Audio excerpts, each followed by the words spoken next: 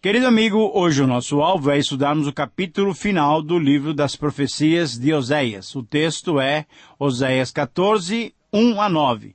Nesse texto encontramos uma das mais preciosas mensagens proclamadas ao povo de Deus. O tema dessa importantíssima mensagem, que percorre por todo o livro, é o amor de Deus para com seu povo. Conforme mencionamos anteriormente, Oséias pregou no 8º século a.C., durante os últimos anos do reino de Israel, isso é, do reino do norte. Sob orientação de Deus, ele usou a figura da própria família como pano de fundo para as mensagens que Deus tinha para o seu povo. Gomer, a esposa de Oséias, se tornou adúltera e teve filhos com seus amantes.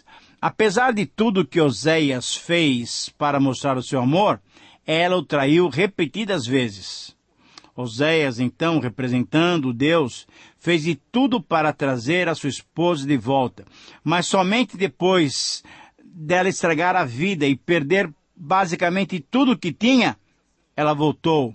Ela atendeu aquele convite amoroso e reconciliou-se com seu marido fiel. Gomer tinha se envolvido tanto no pecado que achou quase impossível abandoná-lo para voltar ao marido. Mas, graças a Deus, ele é poderoso e atrai o seu povo com seu convite. E porque Deus é gracioso, porque Deus é perdoador, porque Deus é misericordioso, porque Deus é bondoso e porque Deus é amoroso, o título para esse estudo é Um Convite Amoroso. Um Convite Amoroso. Oséias 14, 1 a 9. Nesse livro de Oséias, Deus fala ao coração da sua amada, mas infiel esposa, Israel. Como um jovem tentando conquistar o coração de uma moça, Deus atrai a sua esposa traidora e tenta ganhar o amor dela de volta. Deus mostrou o seu desejo de desposá-la de novo, prometendo cuidar dela como um marido dedicado. Essa reconciliação certamente não seria fácil. Mesmo depois de voltar para casa, Israel ficaria um bom tempo, sem alguns privilégios da comunhão com o Senhor. Deus requeriria do povo um arrependimento sincero e os seus frutos para poder entrar novamente em plena comunhão com seu povo. Quando se trata de arrependimento e reconciliação, o livro de Oséias, então, é de grande valor. Nesse capítulo, nós observaremos alguns pontos importantes sobre o arrependimento do homem e a reconciliação com Deus. Podemos verificar aqui os requisitos que Deus tem para que experimentemos o seu amor. Se Israel se arrependesse de maneira descrita nesses versos, Deus o perdoaria de uma forma especial. Por quê? Porque só Ele tem esse poder para uma renovação completa. Diante dessas colocações, então, diante dessas constatações, o princípio que esse capítulo final de Oséias nos proporciona, nos oferece, é visto nessa frase. Este é o princípio. Somente quando preenchemos os requisitos do Senhor, experimentamos o seu maravilhoso amor. Eu repito, esse é o princípio que temos em Oséias 14, 1 a 9. Somente quando preenchemos os requisitos do Senhor, experimentamos o seu maravilhoso amor. E nesse texto encontramos 3 requisitos para experimentarmos esse maravilhoso amor de Deus. O primeiro requisito para experimentarmos esse maravilhoso amor de Deus é o arrependimento e a dependência do Senhor. Veja os versículos 1, 2 e 3. Volta, ó Israel, para o Senhor teu Deus, porque pelos teus pecados estás caído. Tende convosco palavras de arrependimento e convertei-vos ao Senhor. Dizei-lhe, perdoa toda iniquidade, aceita o que é bom e, em vez de novilhos, os sacrifícios dos nossos lábios. A Assíria já não nos salvará. Não iremos montados em cavalos, e não mais diremos as obras das nossas mãos, tu és o nosso Deus. Por ti, o órfão alcançará misericórdia. Querido amigo, o arrependimento, o primeiro requisito para experimentarmos o amor de Deus, é descrito assim. voltar para Deus. Às vezes as pessoas reconhecem problemas e até erros na vida, mas ainda não voltam-se para o Senhor. É necessário reconhecer o pecado e a tendência de muitas pessoas é jogar a culpa em outros. Eles que me fizeram isso. Ou até nas próprias circunstâncias. Aconteceu. Não, mas a volta ao Senhor exige que a pessoa assuma o que fez, reconhecendo o seu pecado. Mas ainda assim, além disso, a palavra de Deus mostra que é necessário falar palavras de arrependimento. Veja agora no versículo 2. Obviamente, o pecador que volta ao Senhor deve mostrar frutos de arrependimento, deve professar isso com seus lábios, mas também ele deve falar palavras confessando o seu pecado, mostrando que ele de fato está arrependido. Ele tem que verbalizar isso. Em terceiro lugar, essa mudança de vida deve envolver o pedido de perdão. O pecado ofende, querido amigo. Todos os pecados são ofensas contra Deus. Alguns magoam outras pessoas, familiares, irmãos em Cristo, vizinhos, colegas, enfim. Nós precisamos pedir perdão para as pessoas ofendidas, assim como nós devemos pedir perdão para Deus também. Em quarto lugar, o arrependimento envolve oferecer um serviço e sacrifício ao Senhor. O pecador, então purificado, deve exaltar o nome do Senhor e fazer isso de um modo prático, oferecendo o que ele pode dar de melhor para o Senhor. E em quinto lugar, o arrependimento envolve o abandono das soluções humanas. Israel precisava deixar a sua confiança em si mesmo, nas alianças com os outros povos, na sua força militar, nos falsos deuses. Israel precisava confiar exclusivamente em Deus. Ele é o único que tem misericórdia para com o órfão. E, num certo sentido, Israel estava órfão e era Deus que ele deveria procurar. Porque Deus tem misericórdia para com o órfão. Nós também temos que recusar qualquer solução dos problemas espirituais que não esteja em Deus. O terceiro requisito para experimentarmos esse maravilhoso amor de Deus é abandonar a infidelidade, sabendo que só há vivificação no Senhor. Versículos 4 a 7. Eu vou ler esse texto para você. Curarei a sua infidelidade, eu de mim mesmo os amarei, porque a minha ira se apartou deles. Serei para com Israel como orvalho. Ele florescerá como lírio e lançará as suas raízes como o cedro do Líbano. Estender-se-ão os seus ramos, o seu esplendor será como da oliveira, e a sua fragrância como a do Líbano.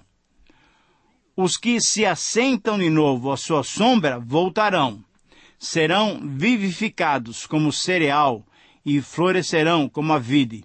A sua fama será como a do vinho do Líbano. Querido amigo, fidelidade, esse segundo requisito para experimentarmos o amor do Senhor, pode ser descrita da seguinte maneira: curar-se da infidelidade de Israel. Israel tinha que se curar da sua infidelidade. Sabe por quê? Porque a traição traz consequências e traz sequelas. Como um marido que perdoa e aceita de volta a sua esposa infiel, Deus agiu também para curar Israel. Lembrando, entretanto, que a traição trazia consequências e sequelas. Esse requisito de abandonarmos a infidelidade e ficarmos com uma atitude fiel significa também saber que Deus ama o arrependido. O amor de Deus é incompreensível ao entendimento humano. Depois de tudo que Israel fez, Deus, tomou a nação de novo como sua esposa e mostrou o seu grande amor para com ela. Deus mostra o seu grande amor para conosco, trazendo-nos de volta ao seu convívio. Em terceiro lugar ainda, Fidelidade significa saber que Deus ajuda o arrependido a crescer e a produzir fruto. Jesus perdoou e aceitou Pedro depois que Pedro o negou. Ele deu grandes responsabilidades no reino. Depois que você se arrepender, vai e pastoreie as minhas ovelhas, disse Jesus ao apóstolo Pedro. Paulo pediu ajuda de Marcos depois de tê-lo rejeitado, quando Marcos, tinha desistido da primeira viagem missionária. O perdão, querido amigo, e a ajuda ao crescimento e à produção de frutos é caráter de Deus. Quando somos infiéis, temos que abandonar a infidelidade, temos que ser fiéis e procurar essa bênção na parte de Deus. Em quarto lugar, fidelidade significa também saber que Deus aperfeiçoa o arrependido para que este possa mostrar a sua beleza espiritual e possa ajudar outros. Na verdade, o que vemos aqui é que Deus prepara o servo arrependido para o seu papel no reino do Senhor. Israel se tornaria novamente uma bênção para as outras nações. O versículo 6 nos deixa muito claro isso. E em quinto lugar, saber que Deus dá vida aos que se abrigam em sua sombra. Esta é mais uma definição de fidelidade. Fidelidade inclui, então, esse conhecimento de Deus, saber que Deus dá a vida aos que se abrigam na sua sombra. Deus é quem faz com que o arrependido, sob sua proteção, sob sua sombra, diante do calor extremo do deserto, tenha vida e floresça, conforme o versículo 7. Na verdade, nesses versos temos em resumo que Deus está se descrevendo a si mesmo com duas figuras muito interessantes, pois ele usa uma adaptação da linguagem, da terminologia do próprio baalismo que Israel estava envolvido. Na verdade, inspirado por Deus, Oséias mostra uma ousadia tremenda quando registra essa aplicação de símbolos idólatras, símbolos da adoração baalista, para descrever a Deus, o Senhor. Deus, então, é descrito da seguinte maneira: Ele é como o orvalho, conforme o versículo 5, porém, diferente da aplicação feita a Israel. Ele não é um orvalho que logo passa. Não, Deus é um orvalho que vai dar fruto à árvore nova que está sendo plantada, que está sendo cuidada, a oliveira de Israel. Mas, em segundo lugar, há um outro exemplo. Deus é como um cipreste, isto é, bem verde, uma árvore forte, também bem diferente de Israel, que era como uma palha que se lança da eira. Usando essa terminologia, Oséias mostra ao povo que somente o Senhor é quem pode prover a fecundidade para cada aspecto da vida. O orvalho pode ser a diferença entre a vida e a morte no deserto. E a mensagem que está sendo proclamada é essa: Deus é essa diferença, e somente mediante a sua presença é que Israel crescerá e frutificará. As figuras do lírio, do Líbano e a oliveira são metáforas que se utilizam da poesia do amor, conforme o amor que se vê descrito no livro dos Cânticos dos Cânticos. O lírio branco da Galileia simboliza a beleza e a fertilidade. E as raízes do cedro do Líbano simbolizam o poder e a permanência. A oliveira, que pode viver e produzir fruto e azeite por 1000 anos, também é símbolo de fertilidade e permanência. A mensagem, então, é que Israel teria em Deus tudo aquilo que ele tinha buscado em vão em Baal. E no verso 7 temos como que uma antecipação da figura do versículo 8. A melhor leitura é aquela que entende que a frase é a seguinte: eles se sentarão debaixo da minha sombra, empregando os símbolos do trigo, a vide e o vinho do Líbano. Deus promete mais uma vez a Israel uma vida abundante sob a sua proteção. Por isso, então, surge uma pergunta no versículo 8. Por que Israel ocuparia sua mente pensando novamente nos ídolos, se na verdade pode receber tudo o que ele procura, tudo o que ele necessita do próprio Senhor? Essa pergunta, então, Oséias deixa para responder nos próximos versículos, no versículo 8 e no versículo 9. E aí chegamos ao terceiro requisito para experimentarmos o maravilhoso amor de Deus, isto é o abandono da idolatria e o entendimento de que a retidão e justiça só temos no Senhor. Esse é o terceiro requisito. Para experimentarmos o maravilhoso amor de Deus, temos que abandonar a idolatria. E temos que entender que retidão e justiça só vamos encontrar no Senhor. Versículos 8 e 9 que eu leio para você. Ó Efraim, que tenho eu com os ídolos? Eu te ouvirei e cuidarei de ti. Sou como o cipreste verde. De mim procede o teu fruto. Quem é sábio que entende essas coisas? Quem é prudente, que as saiba, porque os caminhos do Senhor são retos, e os justos andarão neles, mas os transgressores neles cairão. Abandonar a idolatria, o terceiro requisito para experimentarmos o amor de Deus, significa reconhecer que os ídolos devem ser totalmente abandonados. Reconhecer que Deus não nos trata como os ídolos. Ele nos ouve, Ele cuida de nós. Os ídolos são impotentes e não trazem nenhum benefício real à pessoa. Deus acolhe o arrependido e cuida dele. Temos que reconhecer também que a vida e a frutificação estão em Deus. Deus é comparado a uma árvore, dando a ideia de força, de vigor, de vida. É Deus quem nos faz frutificar.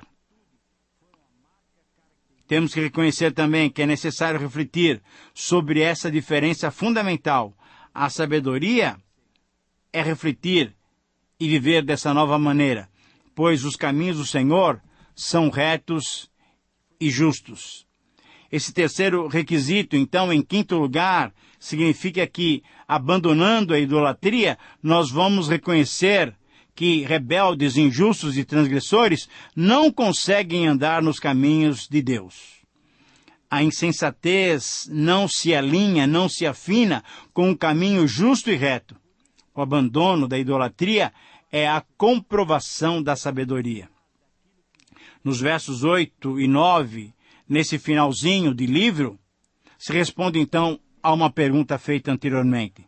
Sendo esta a única vez em todo o Antigo Testamento que Deus é comparado a uma árvore. Deus é comparado com um cipreste verde.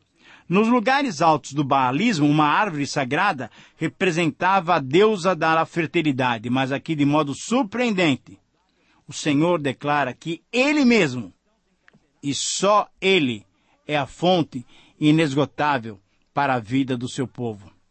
E além disso, Ele cresce em abundância naquela região.